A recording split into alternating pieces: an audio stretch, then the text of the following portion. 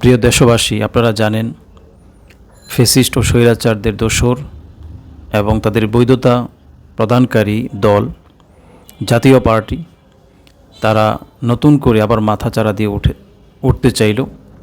তখনই আমাদের একজন প্রিয় ভাই, সাহসী যোদ্ধা বিপি নূর, তিনি সেটাকে প্রতিবাদ করলেন। প্রতিবাদ করার পরে তার উপরে পৈশাচিক নির্মম অত্যাচার করা হলো। এটা শুধুমাত্র বিপি নূরকে আঘাত করেনি, আঘাত করেছে 24 যত যোদ্ধা আছে, যত বিপ্লবী আছে, তাদেরকে আঘাত করা হলো।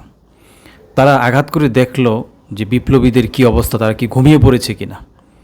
আসলে তারা টের পেল, তারা বুঝতে পারলো বিপ্লবীরা কখনো ঘুমায় না। ফ্যাসিস্টের বিরুদ্ধে, এই স্বৈরাচারের বিরুদ্ধে সবাই ঐক্যবদ্ধ আছে। এখনও নিজেদের মাঝে কিছু দ্বন্দ্ব থাকতে পারে, এটা থাকবেই, কিন্তু স্বৈরাচারের বিরুদ্ধে সকলে ঐক্যবদ্ধ। যখনই কোনো বিপদ আসে, যখনই কোনো জ্বর আসে, সবাই ঐক্যবদ্ধ হয়ে যায়।